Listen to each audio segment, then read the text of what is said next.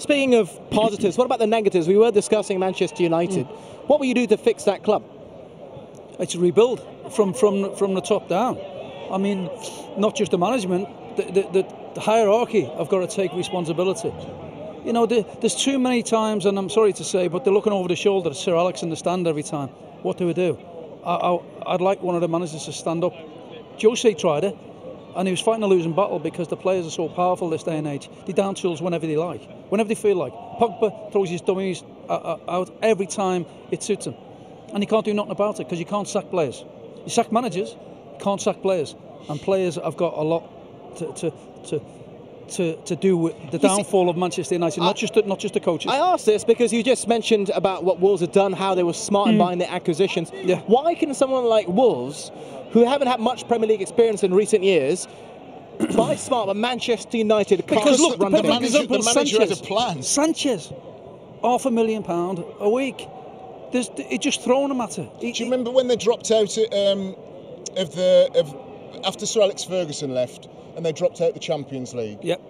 And they gave Wayne Rooney another new contract. It was because they were afraid of losing, you know, that kind of tie to Ferguson. Be brave. Sir Alex was brave enough to get rid of the superstars because he thought they're not good enough anymore for this football club. He got rid of Pogba, and yeah, he's back there. There's a reason why Sir Alex got rid of Pogba. Which was? Well, because he didn't fancy him. It's his mentality. Well, not his ability. It's mentality, attitude issues. His attitude, yeah, not his ability. No one's doubting his ability. United will attract players with ability, but they have to attract players who've got the right heart, who've got for the right reasons, who want to play for Manchester United for the right reasons, not for financial gain. It's interesting today, and that's the recruitment has got to be right. They've gone with Pereira, Dalot. At the back, yes. McTominay again in the centre of midfield. They went for quite a young side in the hope that they sent punters away with something to happy, and they haven't. They haven't. So maybe those. It's a difference when the class of '92 comes in because they were all obviously very good, came up together, and they all ended up with huge trophy cabinets full of trophies. The temptation will be for Manchester United will be one of two ways. Either keep spending big money and hope it works. They spent 700 million since Alex Ferguson left. That's almost all of what he put into the club. And they're further away than they've ever been. They're as far away as they'll ever be from winning the Premier League or indeed getting back to Champions League. They're a million miles away. Well, the most expensive signing, obviously, Pogba. I just want to go back to him because certain players can divide opinions. Now, I'm going to ask you this, Stan, because I hope you don't mind me saying you do divide opinions with the fans, as a player, as a pundit, etc. Are we misunderstanding Paul Pogba? You would understand better than this. You've either got to go with him or don't have him. And what do you feel about Pogba? At Juventus, he went to Juventus and he was around people like Chiellini and Bonucci that would have bossed the dressing room, and they would have gauged the temperature. When I walked into the Liverpool dressing room, there were people like Ian Rush was still there, people like Mark Wright and Jan Molby, and there was a younger group, man next to me, Robbie Fowler, Jamie Redknapp and what have you.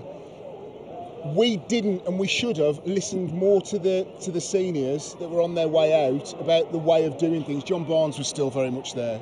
But you weren't listening to them.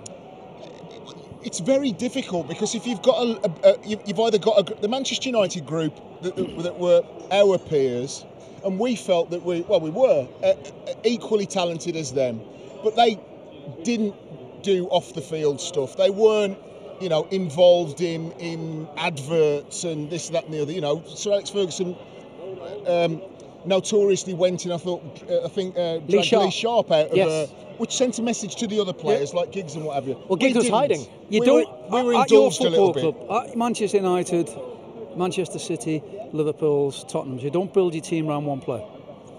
It'll fail.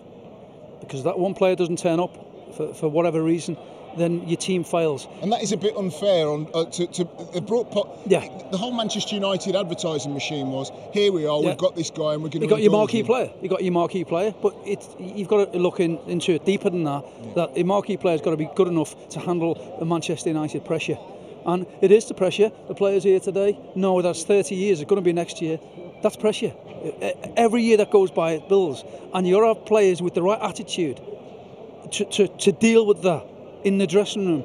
And the manager doesn't have to get involved sometimes. The players, work it out yourself. Work it out themselves? Oh, yeah, that's a big saying at Liverpool, Ronnie Moran. Self-policing, isn't it? Work it out yourself. Dressing room. And then he used to walk out. He used to walk out the dressing room. And he'd get a couple of players.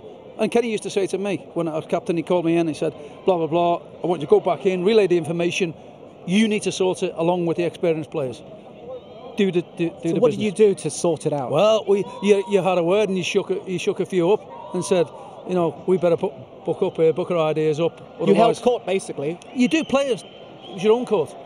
And I think that you look at every great team in football history will have had that, where the manager can literally walk out of the door and the players will sort it out amongst themselves. You don't see it anymore, Adam. You don't see them grabbing each other. You know, you don't want to fight each other, but you've got to get upset at times, and you've got to be aggressive, even with your best friend. You all want to win together, so you're all in it together. You've got to have something about you.